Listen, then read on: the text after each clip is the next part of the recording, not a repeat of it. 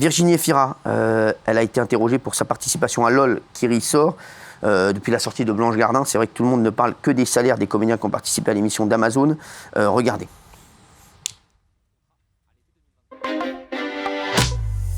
LOL qui ressort est l'un des plus gros cartons d'Amazon ces derniers temps. C'est gonflé comme un oiseau.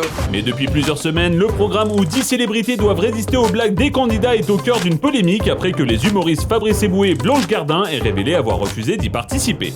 Ça me ferait carrément mal au cul d'être payé 200 000 € pour une journée de travail quand l'association remporterait, elle, 50 000 €.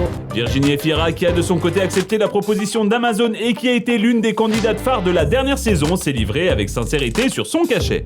C'est vrai que c'était extrêmement bien payé. Et dans cette interview accordée aux Parisiens, elle a tenu à réagir aux propos de Blanche Gardin. Ce qu'on fait de notre argent, ça nous regarde. Alors l'argent doit-il être tabou ?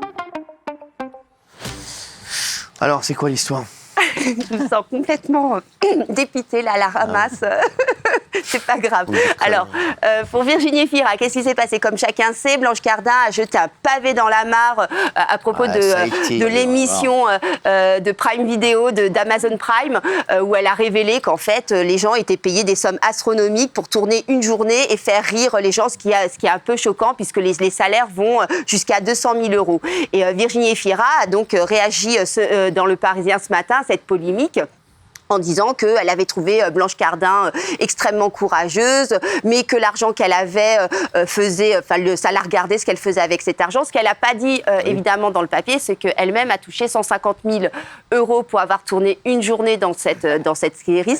Alors, c'est pas le plus gros salaire, Si on lui propose. Non, mais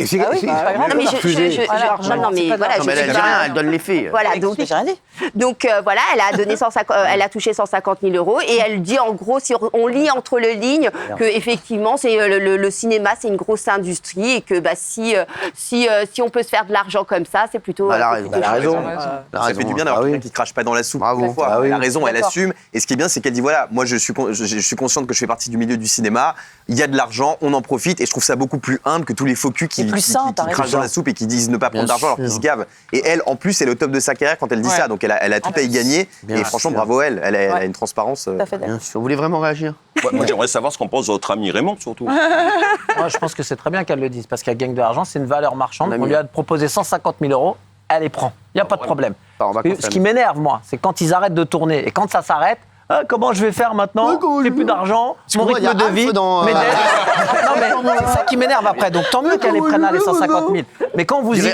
Après, si tu veux vraiment ma pensée, je préférerais, malheureusement, qu'elle ne le dise pas, parce que pour gagner 150 000 balles, si tu veux ma pensée, il faut 20 piges. Elle les a gagnés en une journée. Quelqu'un de normal, il va lui falloir 20 piges. Ça, c'est ma pensée. Mais pas normal. Voilà.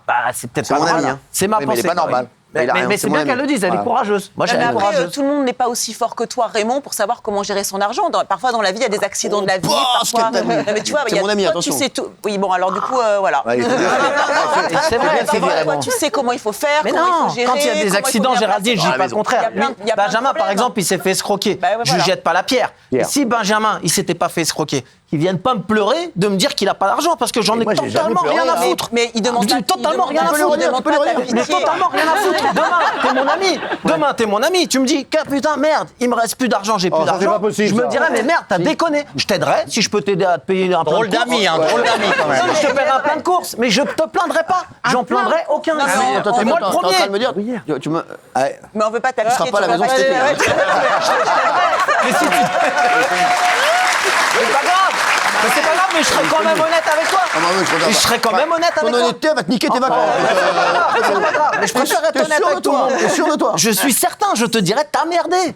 Et si ça arrive à un bout, comme vous me parlez des fois d'Ophélie Winter, j'ai dit, elle a merdé tous ces gens-là. Donc tu es sûr ? Je suis sûr et certain, je te le signe. Tu vendanges les vacances. Mais je te... Non. Fais gaffe. Moi, je suis content quand ils gagnent beaucoup d'argent. Ce qui me fait chier, c'est qu'après, quand ils viennent pleurer, il me faut 10 000 € par mois pour vivre. J'y arrive pas. Fallait réfléchir avant. Et moi, si demain, tu me retrouves en galère, fallait faire attention. C'est tout. C'est comme ça. En galère, t'as 2 boulots. C'est comme ça. Peut-être même j'en aurai 3. Si je peux en avoir 4, j'en ai même 4. Donc c'est bien. Tant que je paye mes impôts, c'est tout ce qui m'intéresse. Exactement. T'as bien raison. Merci. Il y a du rythme. Merci. Merci Myriam d'avoir été là. On va passer maintenant